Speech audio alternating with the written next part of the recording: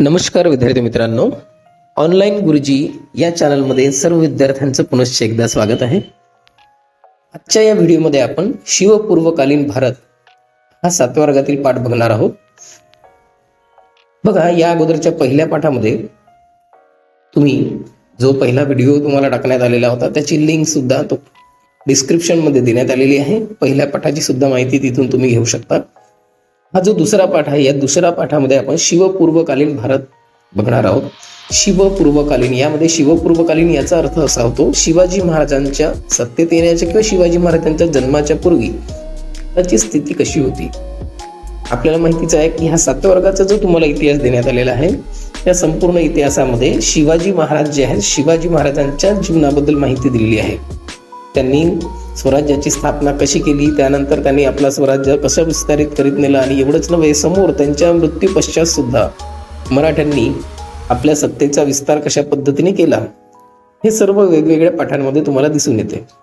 मग हा जो पाठ आहे हा देण्यामागचं कारण काय? शिवपूर्वकालीन भारत, शिवाजी महाराजांनी जे मराठा साम्राज्य निर्माण केलेलं होतं, या साम्राज्याच्या स्थापनेच्या वेळी नेमकी स्थिती कशी होती, अनुकूल होती की प्रतिकूल होती, हे समजून घेण्याकरिता हा पाठ देण्यात आलेला आहे, की जेणेकरून शिवाजी महाराजांना सहजरित्या स्वराज्य स्थापन करता आलं नाही, तर त्यांना अनेक प्रकारच्या संघर्षांना तोंड द्यावं लागलं। आणि त्याची कारणे सुद्धा याच्यामध्ये आहेत की त्या काळामध्ये अशा प्रकारच्या मोठ्या मोठ्या सत्ता सुद्धा आपल्या भारतामध्ये होत्या आणि भारतावर अशा प्रकारे वेगवेगळी आक्रमणे झाली, याची माहिती या पाठामध्ये घेणार आहोत। तर बघा, भारतामध्ये शिवाजी महाराजांच्या काळाच्या अगोदर कोणकोणत्या सत्ता होत्या, कुठे कुठे होत्या, याची माहिती आजचा जो भारत आहे, आजच्या आपल्या भारतीय सीमेमध्ये येणारा जो भाग आहे त्याच्याविषयी इथे आपल्याला माहिती दिसते।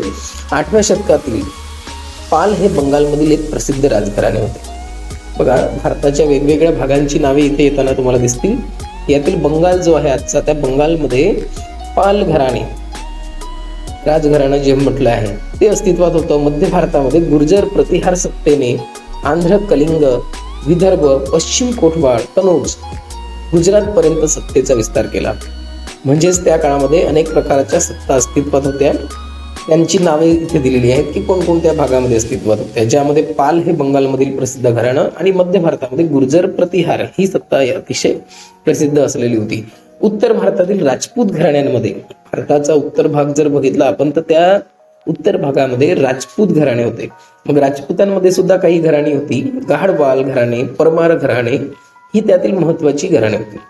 राजपूतांपैकी चौहान घराण्यातील पृथ्वीराज चौहान हा पराक्रमी राजा होता। तुम्हाला माहिती आहे, पृथ्वीराज चौहान यांच्यावर पिक्चर सुद्धा बनवण्यात आलेले आहेत। त्यांनी अतिशय पराक्रम गाजवलेला आहे। त्याची सुद्धा थोडक्यात माहिती आहे की तराई येथील पहिल्या युद्धात पृथ्वीराज चौहान याने मोहम्मद घोरीचा पराभव केलेला होता।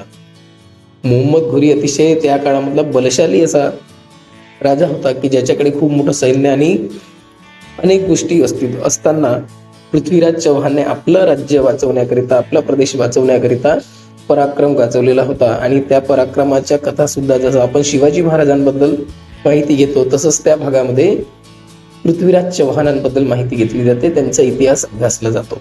तराई येथील पहिल्या युद्धात पृथ्वीराज चौहान याने मोहम्मद घोरीचा पराभव केला। मात्र तराईच्या दुसऱ्या युद्धामध्ये मोहम्मद घोरीने पृथ्वीराज चौहान यांचा पराभव केला। आणि एवढंच नव्हे, अतिशय निर्घृतपणे मोहम्मद घोरीने पृथ्वीराज चौहान यांची हत्या केली। म्हणजेच आपला प्रदेश वाचवण्याकरिता पृथ्वीराज चौहानने पराक्रमाची शर्थ गाजवली। नंतरचा आणखी घराण्यांची, आता हे जे माहिती आहे यांचा इतिहास तुम्ही पुन्हा अजून गुगलच्या माध्यमातून मिळवू शकता। जसं शिवाजी महाराजांबद्दल आपण इथे त्यांच्या पराक्रमाच्या कथा इथे अभ्यासतो आहोत, तसंच पृथ्वीराज चौहान यांनी कशा पद्धतीने पराक्रम गाजवला याची सुद्धा माहिती तुम्ही अधिकची घेऊ शकता। तामिळनाडूतील चोळ घराण्यातील राजराज पहिला आणि राजेंद्र पहिला हे राजे महत्वाचे होते। इथल्या राजांची नावे लक्षात घ्यायची आहेत। तामिळनाडू जो प्रदेश आहे, आजचा राज्य आहे, तर तामिळनाडूमध्ये चोळ घराणं होतं, ज्यामध्ये मग इथे घराण्यांची नावं आली आहेत आणि घराण्यांमधील प्रसिद्ध राजे। मग यामध्ये राजराज पहिला, राजेंद्र पहिला, चोळांनी आरमाराच्या जोरावर मालदीव बेटे, श्रीलंका जिंकून घेतले। आरमार कशाला म्हटलं जाते? आरमार म्हणजेच जहाजांचं लढाऊ दल जे असते। त्या काळात सुद्धा तामिळनाडूचा प्रदेश म्हटलं राज्य म्हटलं तर त्याच्या आसपासचा जो समुद्र किनाऱ्याचा प्रदेश आहे, मग अशा वेळी समुद्र किनाऱ्यावरील राज्यांना बाहेरील आक्रमकांपासून आपलं रक्षण करण्याकरिता जहाजांचं दल सुद्धा सोबत ठेवावं लागायचं. ज्यांच्याकडे जहाजांचं दल असेल असं राज्य बलशाली म्हणून समजलं जात होतं त्या काळामध्ये, कारण ते आपल्या प्रदेशाची चांगल्या प्रकारे सुरक्षा करू शकत होते समुद्रमार्गे होणाऱ्या आक्रमणांपासून. तर चोळांकडे असंच आरमार होतं आणि त्याच जोरावर त्यांनी मालदीव बेटे, श्रीलंका जिंकून घेतलेलं होतं. कर्नाटकातील होयसळ घराण्यातील विष्णुवर्धन हा जो राजा होता त्याने संपूर्ण कर्नाटक जिंकला. म्हणजे वेगवेगळ्या घराण्यांची नावे, चोळ घराणे, होयसळ घराणे आणि यापैकी प्रसिद्ध राजे की ज्यांनी चांगल्या पराक्रम आपल्या काळामध्ये गाजवला त्यांची माहिती इथे दिसून येते. म्हणजेच होयसळ घराण्यामधील विष्णुवर्धन. महाराष्ट्रामध्ये कोणकोणत्या घराण्यांची सत्ता होती तर त्यापैकी राष्ट्रकूट घराणे. बघा, राष्ट्रकूट घराण्यातील गोविंद तिसरा याच्या कारकिर्दीमध्ये राष्ट्रकूट सत्ता कनौज पासून रामेश्वर पर्यंत पसरली होती. नकाशामध्ये जर आपण लक्षात घेतलं तर आपल्याला लक्षात येईल की कनौज पासून रामेश्वर पर्यंत जी सत्ता आहे ती आपल्याला महाराष्ट्रातील राष्ट्रकूट घराण्याची पसरलेली दिसून येते. पुढे कृष्ण तिसरा याने अलाहाबाद पर्यंतचा प्रदेश जिंकून घेतला. शिलाहारांची घराणी, इथे घराण्यांची माहिती आहे थोडक्यात वेगवेगळ्या घराण्यांची म्हणजे भारतामध्ये असलेल्या. मग शिलाहारांची 3 घराणी पश्चिम महाराष्ट्रामध्ये उदयास आली. पहिले घराणे उत्तर कोकणात ठाणे, रायगड. दुसरे घराणे दक्षिण कोकणात. तिसरे घराणे कोल्हापूर, सातारा, सांगली, बेळगाव या जिल्ह्यांच्या काही भागांवर राज्य करीत होते. म्हणजेच महाराष्ट्रामध्ये सुद्धा अनेक सत्ता त्या काळामध्ये अस्तित्वात होत्या. आणि शिवपर्व काळातील शेवटची वैभवशाली राजवट म्हणजे महाराष्ट्रातील यादवांची सत्ता. म्हणजे शिवाजी महाराजांनी जे स्वराज्याची स्थापना केली त्याच्या अगोदरचा जो सत्ता होता त्याच्यापैकी यादव घराणे जे होते हे त्या काळातील शेवटची सत्ता म्हणून त्यांना ओळखलं जात होतं. यादव घराण्यातील भिल्लम पाचवा याची राजधानी औरंगाबाद जवळील देवगिरी येथे होती. त्याने कृष्णा नदीच्या पलीकडे सत्ता विस्तार केला. यादवांचा काळ हा मराठी भाषा आणि साहित्य यांचा सुवर्ण काळ मानावा लागतो, कारण याच काळात महाराष्ट्रात महानुभव आणि वारकरी या संप्रदायांचा उदय झाला. यादव घराणे जे होते, आता वेगवेगळे राज्य त्या काळामध्ये असायचे, तर त्या राजांची आवड, त्या राजांमध्ये असणारे गुण, एखाद्या आपल्याला ज्या गोष्टीची आवड असली त्या गोष्टीमध्ये आपण इंटरेस्ट घेतो आणि त्या गोष्टींमध्ये वाढवण्याचा प्रयत्न. जसं राजा आपल्या राज्यामध्ये त्याला आवड असलेल्या गोष्टी, तर त्याला साहित्याची आवड असली. यादवांच्या काळामध्ये जे राजे होते यादव घराण्यातील त्यांना साहित्याची आवड होती. मग साहित्याची आवड असल्यामुळे त्यांनी साहित्याला जास्त जोर दिला आणि त्यातूनच मराठी भाषेला जास्त त्यांनी महत्व दिलं. आणि मराठी भाषेमध्ये अनेक प्रकारच्या साहित्यांची निर्मिती झाली. आणि साहित्यांची निर्मिती झाल्यामुळे सामान्य जनतेला सुद्धा, सामान्य लोकांना सुद्धा धर्मग्रंथ जे असायचे ते संस्कृत भाषेमध्ये असायचे. आणि ब्राह्मण वर्ग जो असायचा त्यांनाच त्याचं वाचन करता येत होतं, कारण त्यांनाच संस्कृत शिकण्याचा अधिकार होता. मग याच काळामध्ये महानुभव आणि वारकरी संप्रदायाचा काळ उदय झाला, कारण या काळामध्ये मराठी भाषेतून अशा प्रकारच्या ग्रंथांचं भाषांतर वगैरे जास्त प्रमाणात करण्यात आलं. वायव्येकडील आक्रमणे. आता बघा, जसं आपण बघितलं आता की आपल्या भारतामध्ये कोणकोणत्या सत्ता अस्तित्वात होत्या, त्यांनी आपल्या सत्तेचा कशा पद्धतीने विस्तार केला, त्यापैकी जे प्रसिद्ध राजे होते त्यांची नावे इथे आपल्याला दिसून आलेली आहेत. आता वायव्येकडील आक्रमणे. वायव्य, भारताचा वायव्य भाग, आपण जर म्हटलं दिशांचा विचार केला तर आपल्याला माहिती आहे वायव्य दिशा कुठे असते. उत्तर दिशा वरती असते, दक्षिण दिशा इकडे नकाशामध्ये खालच्या बाजूला दाखवली जाते, पूर्व दिशा या बाजूला दाखवण्यात येते आणि पश्चिम दिशा डाव्या बाजूला दाखवण्यात येते. मग वायव्य दिशा जी आहे ती वायव्य या भागामध्ये दाखवण्यात येते.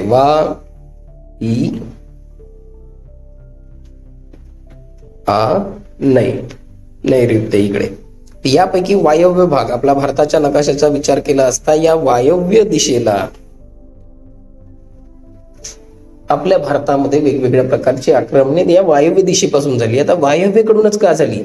कारण आपण जर आपल्या भारताचा भौगोलिक दृष्ट्या आपण जर विचार केला तर आपल्या भारताच्या नकाशाचा आपण जर ऑब्झर्वेशन चांगल्या प्रकारे केलं तर आपल्या लक्षात येते की भारताच्या 3ही दिशांना, जसं उत्तर म्हणजे दक्षिण जी दिशा आहे, पूर्व दिशा आहे, पश्चिम दिशा आहे, त्या 3ही दिशांना समुद्र किनारा लाभलेला आहे.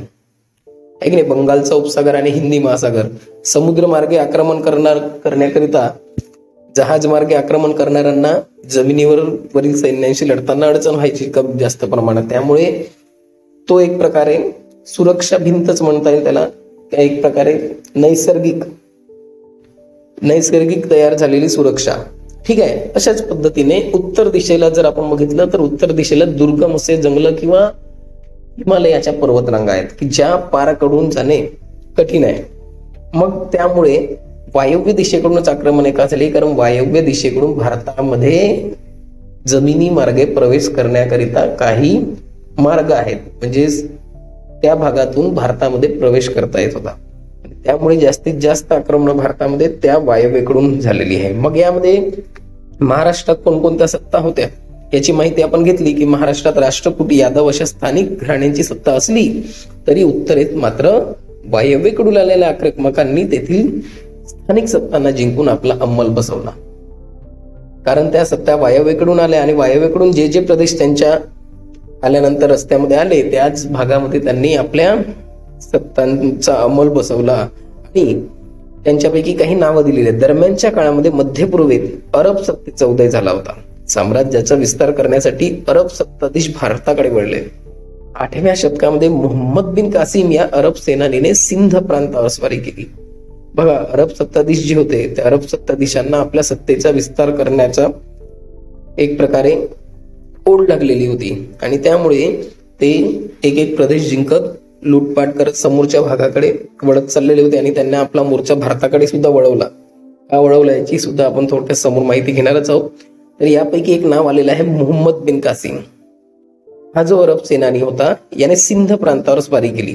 सिंध प्रांतातील बहुतेक भाग आपण आता पाकिस्तानमध्ये गेलेले आहेत, तर त्या भागांवर त्याने स्वारी केली आणि तेथील दाहिर राजाचा प्रतिकार मोडून त्याने सिंध प्रांत जिंकला. आणि या स्वारीमुळे अरबांचा भारताशी राजकीय संबंध प्रथमच आला. ही गोष्ट महत्वाची लक्षात ठेवायची आहे की मोहम्मद बिन कासिम याने जी स्वारी केली आणि तो प्रदेश जिंकून घेतला तिथल्या राजांना हरवून, आणि त्यामुळेच काय झालेलं आहे, सिंध प्रांत त्याने जिंकून घेतल्यामुळे भारताचा त्याच काळामध्ये प्रथमच अरबांशी राजकीय संबंध आला. बाकी व्यापारी संबंध होते व्यापाराच्या दृष्टीने, पण राजकीय नव्हते. इथल्या राजांसोबत व्यापारी संबंध चालायचे, इथल्या प्रदेशांसोबत भारतातील प्रदेशाचा इतर प्रदेशामध्ये प्राचीन भारताच्या इतिहासामध्ये सुद्धा आपण बघितलेलं आहे की भारताचा व्यापार जो आहे प्राचीन काळामध्ये सुद्धा प्रदेशाशी चालायचा. मग ह्याच काळामध्ये प्रथमतः राजकीय म्हणजे राजे आपल्या भारताच्या प्रदेशांवर येऊन केव्हा बसले तर त्याची सुरुवात मोहम्मद बिन कासिम यापासून झाली. तेथील दाहिर राजाचा त्याने पराभव केलेला होता सिंध प्रांतातील आणि राजकीय संबंध प्रस्थापित केले. यापुढील काळात मध्य आशियातील तुर्क, अफगाण, मुघल हे लोक भारतात आले. नंतर मग अनेक सत्ता, पहिल्यांदा मोहम्मद बिन कासिम आणि त्याच्यानंतर बाकी सुद्धा अफगाणिस्तान किंवा वेगवेगळ्या त्या प्रदेशातील जे अरब राजे होते त्यांना भारताचं आकर्षण निर्माण झालं त्यांच्या मनामध्ये आणि ते सुद्धा भारतावर आक्रमण करायला लागले. मग त्यामध्येच त्या वेगवेगळ्या सत्ता आपल्या भारतामध्ये त्यांनी प्रवेश केला. इसवी सनाच्या 11व्या शतकात भारतावर तुर्कांची आक्रमणे होऊ लागली. ते आपल्या सत्तेचा विस्तार करत भारताच्या वायव्य सरहद्दीपर्यंत आले. तुर्कांची सुद्धा आक्रमणे भारतावर होऊ लागली. आता वायव्य सरहद्दीपर्यंत भारतामध्ये प्रवेश करण्याकरिता ते आले आणि गजनीचा सुलतान महमूद याने भारतावर अनेक स्वाऱ्या केल्या. या स्वाऱ्यात त्याने मथुरा, वृंदावन, कनौज, सोमनाथ येथील संपन्न मंदिरे लुटून तेथील प्रचंड संपत्ती आपल्यास बरोबर नेली. त्या काळात म्हटलं जायचं, त्या काळाला भारताचा सुवर्ण काळ म्हटलं जायचं, कारण भारताचा व्यापार परदेशाशी चालायचा आणि भारतामध्ये मोठ्या प्रमाणात संपत्ती होती. सोनं नाणं त्या काळामध्ये आजही आपण बघतो आपल्या भारतामध्ये सोन्याचे दागिने घालण्याची एक प्रकारे आवड आहे लोकांमध्ये आणि ते एक धर्माचा किंवा धार्मिक भाग म्हणून सुद्धा ओळखला जातो.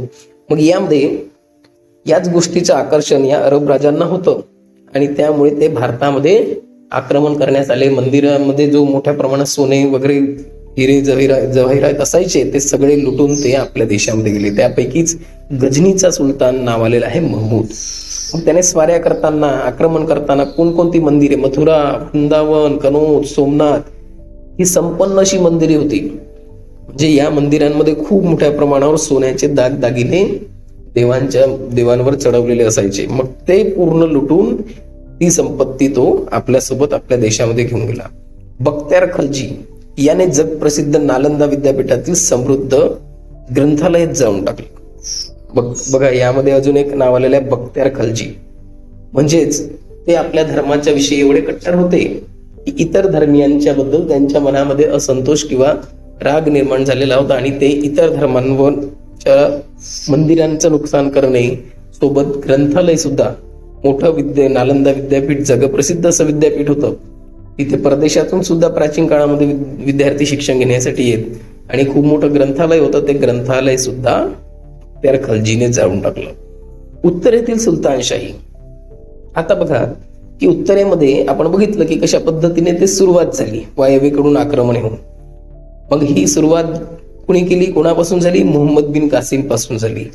मग त्यामध्ये कोणकोणत्या सत्ता मग आपल्या भारताच्या उत्तर भागामध्ये, आपण जो आता दिल्ली वगैरे भाग बघतो त्या भागामध्ये मग कशा पद्धतीने हळूहळू सत्तांचा त्या ठिकाणी विस्तार होत गेला ते आता बघूया.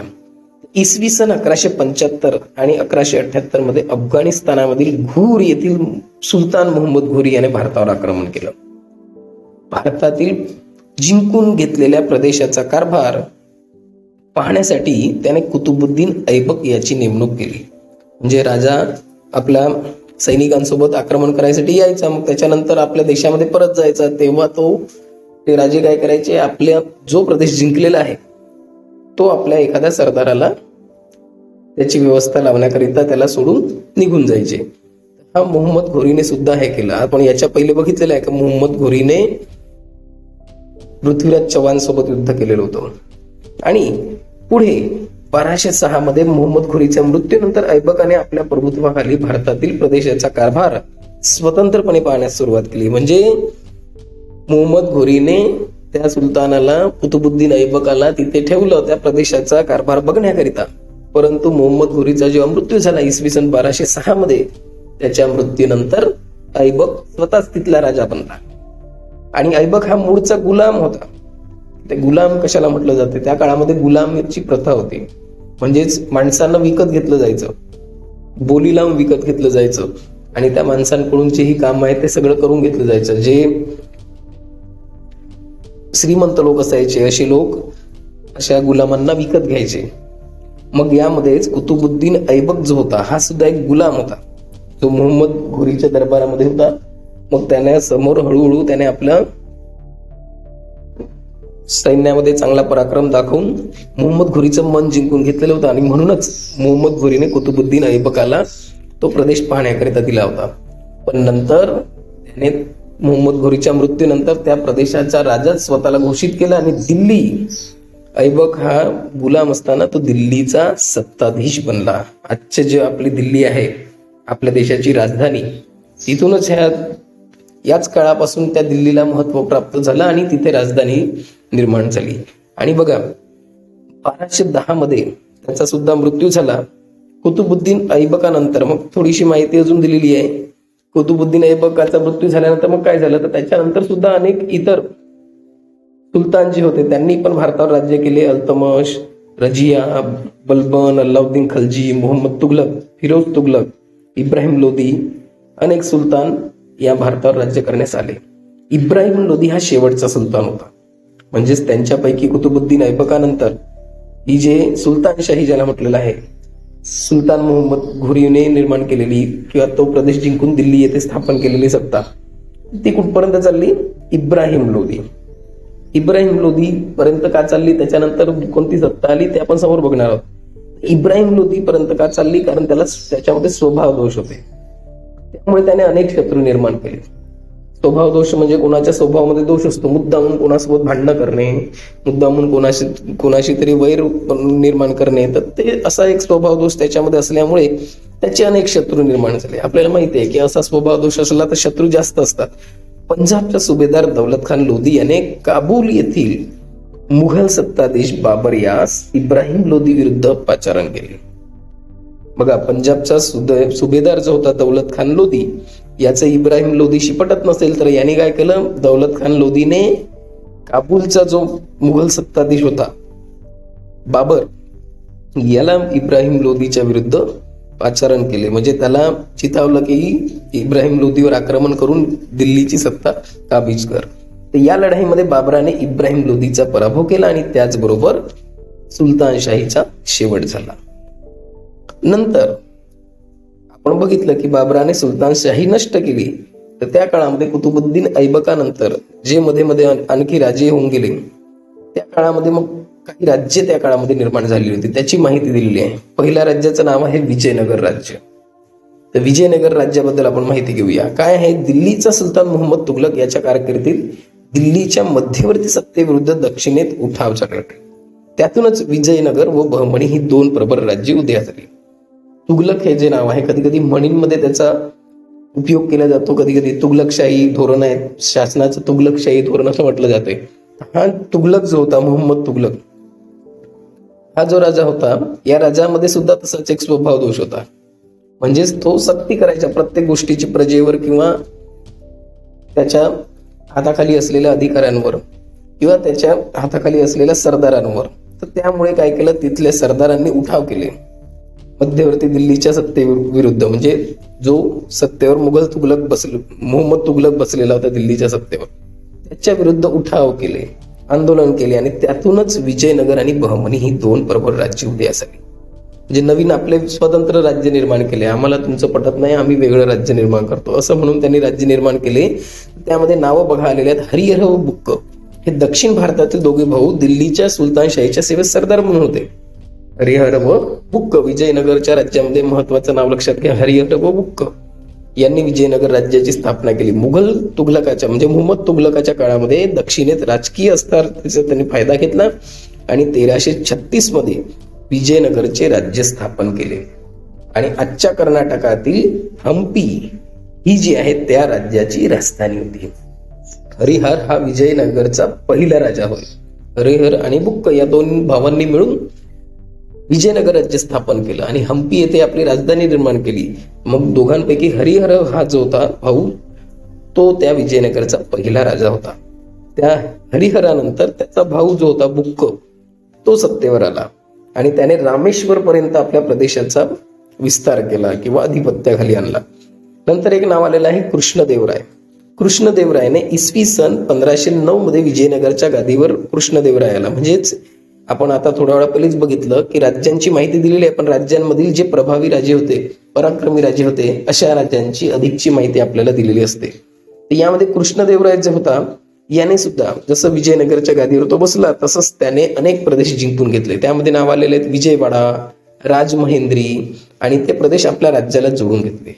बहमणी सुलतान महमूद शाह याच्या नेतृत्वाखाली एकत्रित आलेल्या सुलतानांच्या सैन्य संघाचा सुद्धा त्याने पराभव केला. बहमणी सुलतान महमूद शहाने सुद्धा आक्रमण केले विजयनगरवर, तर त्याचा सुद्धा कृष्णदेवरायाने पराक्रम केला आणि बहमणी आणि सुलतानांचा जो सैन्य संघाचा सुद्धा पराभव केला. आणि कृष्णदेवरायाच्या कारकिर्दीमध्येच विजयनगरचे राज्य पूर्वेस कटक पासून पश्चिमेस गोव्यापर्यंत, उत्तरेस रायचूर दोआ पासून दक्षिणेस हिंदी महासागरापर्यंत पोहोचले होते, पसरलेले होते. आणि 1530 मध्ये त्याचा मृत्यू झाला. कृष्णदेवरायाबद्दल थोडक्यात माहिती दिलेली आहे की हा विद्वान राजा होता. त्याने ग्रंथलेखन सुद्धा केलेले होते. तेलुगू भाषेमध्ये आमुक्त माल्यदा नावाचा राजनीती विषयक ग्रंथ त्यांनी लिहिलेला होता. आणि त्याच्याच कारकिर्दीत विजयनगरमध्ये 1000 राम मंदिर, विठ्ठल मंदिराचे बांधकाम झाले. म्हणजेच कृष्णदेवराय जो राजा होता, तो सुद्धा ग्रंथप्रेमी होता आणि स्वतः तो लेखक सुद्धा होता. आणि त्याने आमुक्त माल्यदा नावाचा ग्रंथ लिहिला, तेलुगू भाषेमध्ये असलेला. कृष्णदेवरायानंतर विजयनगरच्या राज्यास उतरती कळा लागली आणि आजच्या कर्नाटक राज्यातील तालिकोट येथे एकीकडे आदिलशाही, निजामशाही, कुतुबशाही, बरीदशाही आणि दुसऱ्या बाजूला विजयनगरचा राजा रामराय यांच्यात 1565 मध्ये लढाई झाली आणि या लढाईत त्याचा पराभव झाला आणि विजयनगरचे राज्य संपुष्टात आले.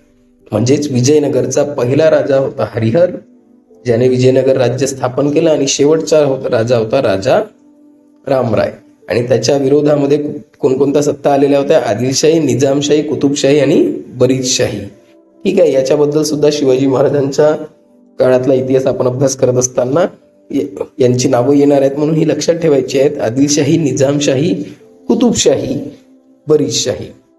बहमणी राज्य मुहम्मद तुगलक. बघा आता आपण बघितलं की तुगलकाच्या काळामध्ये जे अनेक सेनापती होते म्हणा किंवा सरदार होते, त्यांनी आपापले वेगळे राज्य निर्माण केले. त्यांना मोहम्मद तुगलकाचं धोरण पटलं नाही, म्हणून त्यांनी स्वतंत्र बंड करून दुसरे राज्य निर्माण केले. तर त्यापैकी आपण विजयनगर बद्दल बघितलं, तसंच एक राज्य आहे बहमनी राज्य.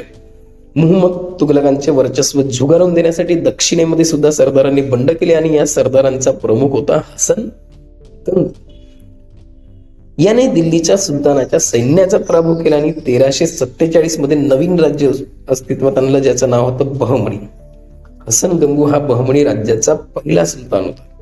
जसा विजयनगरचा हरिहर हा पहिला सुलतान होता, तसाच बहमणी राज्याचा हसन गंगू हा पहिला सुलतान होता.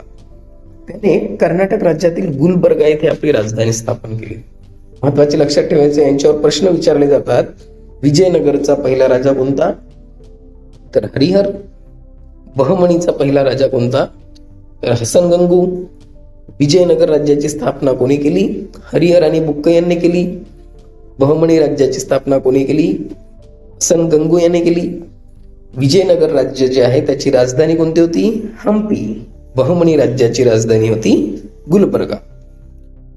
आता यामध्ये अजून एका राजाची माहिती दिलेली आहे, महमूद गावान. बहमणी राज्याचा मुख्य वजीर व उत्तम प्रशासक होता. आपल्याला माहिती आहे की राजाच्या हाताखाली काम करणारे प्रमुख अधिकारी असायचे, सेनापती म्हणून त्यांना किंवा सरदार, त्यांच्यापैकी एक प्रशासक म्हणून महमूद गावान हा बहमणी राज्यामध्ये होता. त्याने बहमणी राज्यास आर्थिक सामर्थ्य प्राप्त करून दिले. सैनिकांना जहांगिरी देण्याऐवजी रोख पगार देण्यास सुरुवात केली. त्या काळामध्ये जहांगिरी देण्याची पद्धत होती, म्हणजेच जमिनीचा वाटा, त्या जमिनीमधून येणारं उत्पन्न उचलण्याचा अधिकार सैन्यांना मिळत असे. त्यामुळे म्हणजे पगार न देता त्यांना ती जमीन दिली जात होती. पण नंतर यामध्ये सुधारणा महमूद गावांनी घडवून आणली आणि त्याने सैनिकांना पगार देणं सुरू केलं. सैन्यामध्ये शिस्त आणली. जमीन महसूल व्यवस्थेमध्ये सुद्धा सुधारणा आणली. बिदर येथे अरबी व फारशी विद्यांच्या अभ्यासासाठी मदरसा सुद्धा स्थापन केली. महमूद गावांनंतर बहमणी सरदारांमध्ये गटबाजी वाढायला लागली आणि विजयनगर व बहमणी राज्यातील संघर्षाचा बहमणी राज्यावर प्रतिकूल परिणाम झाला. विविध प्रांतातील अधिकारी अधिक स्वतंत्र वृत्तीने वागू लागले आणि बहमणी राज्याचे त्यातूनच विघटन व्हायला लागलं. आणि त्यातूनच बहमणी राज्यापासूनच वराडची इमादशाही, बिदरची बरीशाही, विजापूरची आदिलशाही, अहमदनगरची निजामशाही व गोवळकोंड्याची कुतुबशाही अशी बहमणी राज्याची 5 शकले झाली. म्हणजे बहमणी राज्य 5 राज्यांमध्ये विभागला गेला. एकाच राज्याचे 5 तुकडे झाले. मग त्याचा जो वराडाचा भाग होता, वराडामध्ये इमादशाही, हे महत्वाचं लक्षात ठेवायचं, याच्यावर जोड्या लावून प्रश्न विचारला जातो. वराडची कोणती, इमादशाही, बिदरची बरीशाही, विजापूरची आदिलशाही, अहमदनगरची निजामशाही आणि गोवळकोंड्याची कुतुबशाही असे बहमणी राज्याचे 5 स्वतंत्र वेगवेगळे राज्य निर्माण झाले. आणि याला कारण काय होतं, तर सरदारांमध्ये गटबाजी. महमूद गावांनंतर, मृत्यूनंतर म्हणा त्याच्या, तर त्या सरदारांमध्ये गटबाजी निर्माण झाली. नाहीतर महमूद गावांनी बहमणी राज्य चांगलं निर्माण केलेलं होतं. म्हणजे प्रशासक असल्यामुळे त्याने अनेक सुधारणा घडवून आणलेल्या होत्या आपल्या राज्यात. त्यामध्ये आपण थोडक्यात आता माहिती घेतलेली आहे. अशा पद्धतीने आपण या पहिल्या पार्टमध्ये वायव्येकडील आक्रमणांबद्दल माहिती घेतलेली आहे. सोबतच संपूर्ण भारतामध्ये कोणकोणत्या वेगवेगळ्या सत्ता अस्तित्वात होत्या त्याची सुद्धा माहिती घेतलेली आहे. आता समोर आपण मुघल सत्तेबद्दल सुद्धा माहिती घेणार आहोत, ज्या मुघल सत्तेचा शिवाजी महाराजांशी जास्तीत जवळचा संबंध आला. कारण आपण बघितलेलं आहे की शिवाजी महाराजांच्या स्वराज्य स्थापनेनंतर त्यांना जास्तीत जास्त संघर्ष कोणाशी करावा लागलेला होता, मुघलांशीच. मुघलांनी सुद्धा शिवाजी महाराजांचे अनेक किल्ले जिंकून घेतले, शिवाजी महाराजांशी लढाया केल्या. हे सर्व आपण समोरच्या पाठांमध्ये शिकणार आहोत. तर हेच मुघल सत्ता आपल्या भारतामध्ये कशी प्रवेश केली ते मुघल सत्तेने, याची माहिती घेणे आपल्याला आवश्यक आहे, म्हणून या पाठामध्ये दिलेली आहे. तर ती आपण समोरच्या व्हिडिओमध्ये याच पाठाच्या पार्ट 2 मध्ये घेणार आहोत. तो पार्ट 2 मिळवायचा असेल तर महत्वाचं लक्षात ठेवायचं, चॅनलला सबस्क्राईब करायचं, लाल रंगाची बटन आहे सबस्क्राईबची, ती केल्यामुळे तुम्हाला मी व्हिडिओ टाकला तर लगेच तुमच्या मोबाईलवर त्याचं नोटिफिकेशन मिळेल आणि तुम्हाला तो बघता येईल. आणि एवढंच नव्हे, आवडलं असल्यास लाईक सुद्धा करा. तर लाईकचं बटन असते म्हणजे मला सुद्धा समजेल की व्हिडिओ बनवले तर ते तुम्हाला आवडले की नाही. धन्यवाद.